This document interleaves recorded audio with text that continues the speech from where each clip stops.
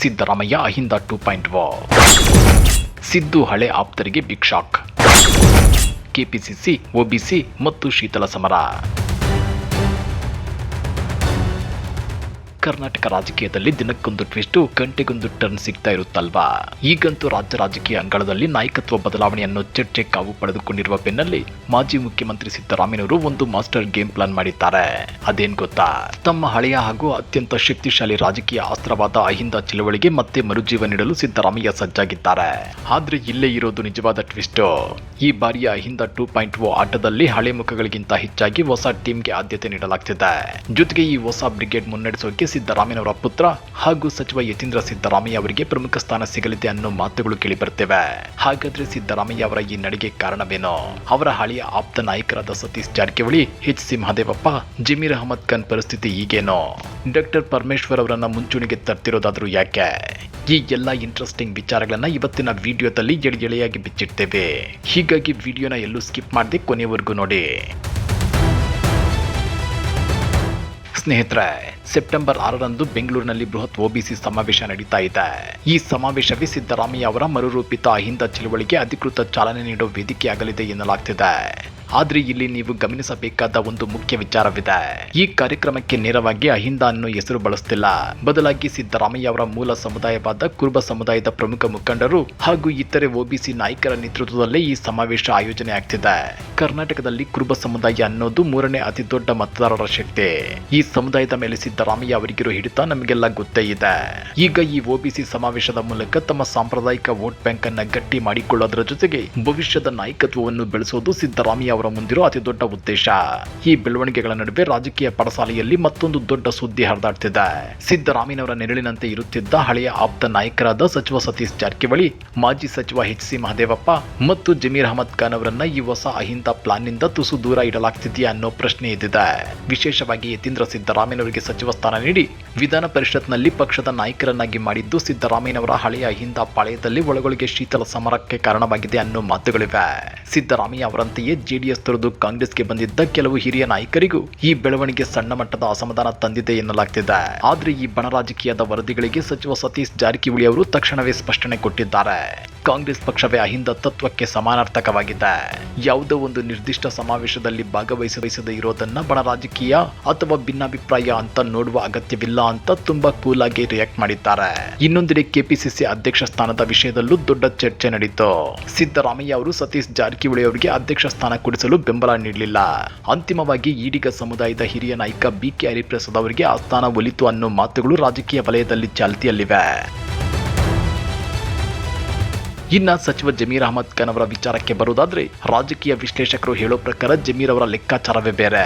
ಕೇರಳ ವಿಧಾನಸಭೆ ಚುನಾವಣೆಯ ಸಮಯದಲ್ಲಿ ರಾಜಕೀಯ ಬೆಳವಣಿಗೆಗಳನ್ನು ತಮ್ಮ ಅನುಕೂಲಕ್ಕೆ ಬಳಸಿಕೊಂಡ ಜಮೀರ್ ಅಹಮದ್ ಖಾನ್ ದಾವಣಗೆರೆ ದಕ್ಷಿಣ ಉಪಚುನಾವಣೆಯ ಪ್ರಚಾರದ ವೇಳೆ ಪಕ್ಷ ವಿರೋಧಿ ಚಟುವಟಿಕೆಯ ಆರೋಪ ಎದುರಿಸಿದ್ರು. ಸಿದ್ದರಾಮಯ್ಯ ಅವರ ಕಡೆಯಿಂದಲೇ ಕೆಲ ವಿರೋಧಗಳಿದ್ರು. ಕೊನೆಗೂ ಸಚಿವ ಸಂಪುಟದಲ್ಲಿ ಸ್ಥಾನ ಗಿಟ್ಟಿಸಿಕೊಳ್ಳುವಲ್ಲಿ ಜಮೀರ್ ಅಹಮದ್ ಖಾನ್ ಯಶಸ್ವಿಯಾಗಿದ್ರು. ಈ ಹೊಸ ಅಹಿಂದ 2.0 ಪ್ಲಾನ್ ನಲ್ಲಿ ಮತ್ತೊಬ್ಬ ಪ್ರಮುಖ ನಾಯಕ ಅಂದ್ರೆ ಡಾಕ್ಟರ್ ಜಿ ಪರಮೇಶ್ವರ್. ಸೆಪ್ಟೆಂಬರ್ 6ರ ಒಬಿಸಿ ಸಮಾವೇಶಕ್ಕೆ ಉಪಮುಖ್ಯಮಂತ್ರಿ ಡಾಕ್ಟರ್ ಜಿ ಪರಮೇಶ್ವರ್ ಅವರನ್ನ ಸಿದ್ದರಾಮಯ್ಯ ಖುದ್ದು ಆಹ್ವಾನಿಸುವ ಸಾಧ್ಯತೆ ಇದೆ. ಕಾಂಗ್ರೆಸ್ ಸರ್ಕಾರದ ಪ್ರಮುಖ ದಲಿತ ಮುಖವಾಗಿರೋ ಪರಮೇಶ್ವರ್ ಅವರನ್ನ ಮುಂಚೂಣಿಗೆ ತರುವ ಮೂಲಕ ದಲಿತ ಮತ್ತು ಹಿಂದುಳಿದ ವರ್ಗಗಳ ಒಕ್ಕೂಟವನ್ನ ಮತ್ತೆ ಬಲಪಡಿಸುವುದು ಸಿದ್ದರಾಮಯ್ಯ ಅವರ ತಂತ್ರ. ಇದರಿಂದ ಅಹಿಂದ ಅಭಿಯಾನಕ್ಕೆ ಮತ್ತಷ್ಟು ಶಕ್ತಿ ಸಿಗಲಿದೆ ಅನ್ನೋ ಲೆಕ್ಕಾಚಾರಗಳಿವೆ. ಒಂದೆಡೆ ತಂದೆ ಹೊಸ ಟೀಮ್ ಕಟ್ಟೋಕೆ ಪ್ಲಾನ್ ಮಾಡ್ತಿದ್ರೆ, ಇನ್ನೊಂದೆಡೆ ಪುತ್ರ ಡಾಕ್ಟರ್ ಯತೀಂದ್ರ ಸಿದ್ದರಾಮಯ್ಯನವರು ಹಳೆಯ ನಾಯಕರ ಮನವೊಲಿಸುವ ಕಾರ್ಯದಲ್ಲಿ ನಿರತರಾಗಿದ್ದಾರೆ. ಇತ್ತೀಚೆಗೆ ಮೈಸೂರಿನಲ್ಲಿ ಮಾಜಿ ಸಚಿವ ಎಚ್.ಸಿ. ಮಹದೇವಪ್ಪ, ಕೆ. ವೆಂಕಟೇಶ್ ಹಾಗೂ ತನ್ವೀರ್ ಸೇಠ್ ರಹಸ್ಯ ಸಭೆ ನಡೆಸುತ್ತಿದ್ದಾಗ ಯತೀಂದ್ರ ಅವರು ಅಲ್ಲಿಗೆ ತೆರಳಿ ಮಾತುಕತೆ ನಡೆಸಿದ್ರು. ಜೊತೆಗೆ ಕಳೆದ ಶುಕ್ರವಾರ ಸಚಿವ ಸತೀಶ್ ಜಾರಕಿಹೊಳಿ ಅವರನ್ನು ಭೇಟಿಯಾಗಿ ಮನವೊಲಿಸುವ ಯತ್ನ ಮಾಡಿದ್ದಾರೆ. ಈ ಹಿಂದೆ ಯತೀಂದ್ರ ಅವರೇ ಸಚಿವ ಸತೀಶ್ ಜಾರಕಿಹೊಳಿ ಅವರು ನಮ್ಮ ತಂದೆಯ ಸೈದ್ಧಾಂತಿಕ ಉತ್ತರಾಧಿಕಾರಿ ಅಂತೇಳಿ ಬಹಿರಂಗವಾಗಿ ಹೇಳಿಕೊಂಡಿದ್ರು. ಈಗ ತಂದೆಯ ಅಹಿಂದ ರಾಜಕೀಯ ಪರಂಪರೆಯನ್ನ ಮುಂದುವರಿಸಲು ಹಳೆಯ ನಾಯಕರನ್ನ ಜೊತೆಗೆ ಕರೆದುಕೊಂಡು ಹೋಗಲು ಯತೀಂದ್ರ ಹಗಲಿರುಳು ಶ್ರಮಿಸುತ್ತಿದ್ದಾರೆ. ಸ್ನೇಹಿತರೆ, ಈ ಇಡೀ ಅಹಿಂದ 2.0 ಬೆಳವಣಿಗೆಯನ್ನ ಬರೀ ಕಾಂಗ್ರೆಸ್ನ ಒಳಗಿನ ಆಂತರಿಕ ವಿಚಾರ ಅಂತಷ್ಟೇ ನೋಡಿದ್ರೆ ತಪ್ಪಾಗುತ್ತೆ. ಯಾಕಂದ್ರೆ ಸಿದ್ದರಾಮಯ್ಯ ಅವರ ಈ ನಡೆಗೆ ರಾಜ್ಯದ ಪ್ರತಿಪಕ್ಷಗಳಾದ ಬಿಜೆಪಿ ಮತ್ತು ಜೆಡಿಎಸ್ ಕೂಡ ಕಣ್ಣಿಟ್ಟು ಕಾಯುತ್ತಿವೆ. ಸಿದ್ದರಾಮಯ್ಯ ಅವರು ಹಿಂದುಳಿದ ವರ್ಗಗಳ ಮತಗಳನ್ನ ಕ್ರೋಢೀಕರಿಸಲು ಹೊರಟಿರೋದು ವಿರೋಧ ಪಕ್ಷಗಳಲ್ಲಿಯೂ ತಳಮಳ ಸೃಷ್ಟಿ ಮಾಡಿದೆ. ಬಿಜೆಪಿ ಈಗಾಗಲೇ ಈ ಸಮಾವೇಶವನ್ನ ಪಕ್ಷದ ಆಂತರಿಕ ಬಿಕ್ಕಟ್ಟಿನಿಂದ ಗಮನ ಬೇರೆಡೆ ಸೆಳೆಯುವ ತಂತ್ರ ಅಂತ ಟೀಕಿಸಲು ಶುರು ಮಾಡಿದೆ. ಇತ್ತ ಜೆಡಿಎಸ್ ಕೂಡ ತಮ್ಮ ಸ್ವಂತ ಶಕ್ತಿ ಕುಗ್ಗಿಸುತ್ತಿರುವಾಗ ಸಿದ್ದರಾಮಯ್ಯನವರಿಗೆ ಮತ್ತೆ ಅಹಿಂದ ನೆನಪಾಗುತ್ತೆ ಅಂತ ವ್ಯಂಗ್ಯವಾಡುತ್ತಿದೆ. ಆದ್ರೆ ಈ ಎಲ್ಲಾ ಟೀಕೆಗಳನ್ನ ಮೆಟ್ಟಿ ನಿಂತು ಒಬಿಸಿ ಮತ್ತು ದಲಿತ ವರ್ಗಗಳನ್ನ ತಮ್ಮತ್ತ ಹಿಡಿದಿಟ್ಟುಕೊಳ್ಳೋದು ಸಿದ್ದರಾಮಯ್ಯನವರಿಗೆ ಈಗಿರುವ ಅತಿ ದೊಡ್ಡ ಸವಾಲು. ಇನ್ನೊಂದು ಅತ್ಯಂತ ಕುತೂಹಲಕಾರಿ ವಿಚಾರ ಅಂದ್ರೆ ದೆಹಲಿ ಕಾಂಗ್ರೆಸ್ ಹೈಕಮಾಂಡ್ ಈ ಎಲ್ಲಾ ಬೆಳವಣಿಗೆಗಳನ್ನ ಹೇಗೆ ನೋಡ್ತಿದೆ ಅನ್ನೋದು. ರಾಜ್ಯದಲ್ಲಿ ನಾಯಕತ್ವ ಬದಲಾವಣೆಯ ಚರ್ಚೆಗಳು ನಡೆಯುತ್ತಿರುವಾಗಲೇ ಈ ರೀತಿ ಒಂದು ಪ್ರತ್ಯೇಕ ಬಣ ಅಥವಾ ಸಮುದಾಯ ಆಧಾರಿತ ಸಮಾವೇಶ ನಡೆಯುತ್ತಿರುವುದು ಹೈಕಮಾಂಡ್ಗೆ ನುಂಗಲಾರದ ಬಿಸಿತುಪ್ಪವಾಗಿದೆ. ಒಂದೆಡೆ ಸಿದ್ದರಾಮಯ್ಯನವರ ಜನಪ್ರಿಯತೆ ಮತ್ತು ಹಿಂದುಳಿದ ವರ್ಗಗಳ ಮೇಲಿನ ಹಿಡಿತ ಪಕ್ಷಕ್ಕೆ ಅಗತ್ಯ. ಆದ್ರೆ ಇನ್ನೊಂದೆಡೆ ಮೂಲ ಕಾಂಗ್ರೆಸ್ಸಿಗರು ಮತ್ತು ಹಿರಿಯ ನಾಯಕರಲ್ಲಿ ಉಂಟಾಗಿರುವ ಅಸಮಾಧಾನವನ್ನ ಶಮನ ಮಾಡೋದು ಹೈಕಮಾಂಡ್ಗೆ ದೊಡ್ಡ ತಲೆನೋವಾಗಿದೆ. ಹೀಗಾಗಿ ದೆಹಲಿ ನಾಯಕರು ಈ ಸಮಾವೇಶಕ್ಕೆ ಯಾವ ರೀತಿ ಪ್ರತಿಕ್ರಿಯಿಸುತ್ತಾರೆ, ಯತೀಂದ್ರ ಅವರ ರಾಜಕೀಯ ಬೆಳವಣಿಗೆಗೆ ಹೈಕಮಾಂಡ್ ಗ್ರೀನ್ ಸಿಗ್ನಲ್ ಕೊಡುತ್ತಾ ಅನ್ನೋದನ್ನ ಕಾದು ನೋಡಬೇಕಾಗಿದೆ. ಅದೇ ರೀತಿ ಈ ಇಡೀ ಕಟ್ಟಡದ ಮಧ್ಯಭಾಗದಲ್ಲಿರೋದು ಡಾಕ್ಟರ್ ಯತೀಂದ್ರ ಸಿದ್ದರಾಮಯ್ಯ. ತಂದೆಯ ಭದ್ರಕೋಟೆಯನ್ನ ಕಾಯ್ದುಕೊಳ್ಳುವುದು ಮಾತ್ರವಲ್ಲದೆ ತಾವು ಕೂಡ ಒಬ್ಬ ಪೂರ್ಣ ಪ್ರಮಾಣದ ನಾಯಕರಾಗಿ ಹೊರಹೊಮ್ಮಲು ಇದು ಅವರಿಗೆ ಸಿಕ್ಕಿರುವ ಸುವರ್ಣಾವಕಾಶ. ತಂದೆಯ ರಾಜಕೀಯ ಉತ್ತರಾಧಿಕಾರಿಯಾಗಿ ಬೆಳೆಯಲು ಯತೀಂದ್ರ ಅವರಿಗೆ ಅಹಿಂದ ಚಳವಳಿಯ ಬೆಂಬಲ ಅತ್ಯಗತ್ಯ. ಆದ್ರೆ ಹಿರಿಯ ನಾಯಕರನ್ನ ಹೊಂದಿಸಿಕೊಂಡು ಹೋಗೋದು, ಪಕ್ಷದ ಆಂತರಿಕ ಭಿನ್ನಾಭಿಪ್ರಾಯಗಳನ್ನ ಶಮನ ಮಾಡುವುದು ಮತ್ತು ರಾಜ್ಯ ಮಟ್ಟದಲ್ಲಿ ತಮ್ಮದೇ ಆದ ಪ್ರಭಾವವನ್ನ ಬೆಳೆಸಿಕೊಂಡು ಹೋಗೋದು ಯತೀಂದ್ರ ಅವರಿಗೆ ಅಷ್ಟೊಂದು ಸುಲಭದ ಹಾದಿಯಲ್ಲ. ಈ ಹೊಸ ಅಹಿಂದ 2.1 ನಾಯಕತ್ವದ ಪ್ರಯೋಗ ಯಶಸ್ವಿಯಾದ್ರೆ ಅದು ಕರ್ನಾಟಕ ರಾಜಕಾರಣದಲ್ಲಿ ಯತೀಂದ್ರ ಅವರ ಸ್ಥಾನವನ್ನ ಅತ್ಯಂತ ಗಟ್ಟಿ ಮಾಡೋದ್ರಲ್ಲಿ ಸಂಶಯವೇ ಇಲ್ಲ. ಹೀಗಾಗಿ ಸೆಪ್ಟೆಂಬರ್ 6ರ ಒಬಿಸಿ ಸಮಾವೇಶ ಬರೀ ಒಂದು ರಾಜಕೀಯ ಕಾರ್ಯಕ್ರಮವಲ್ಲ, ಅದು ಮುಂಬರುವ ದಿನಗಳಲ್ಲಿ ಕರ್ನಾಟಕ ಕಾಂಗ್ರೆಸ್ ಹಾಗೂ ರಾಜ್ಯ ರಾಜಕೀಯದ ದಿಕ್ಸೂಚಿಯನ್ನೇ ಬದಲಿಸುವ ಶಕ್ತಿ ಹೊಂದಿದೆ.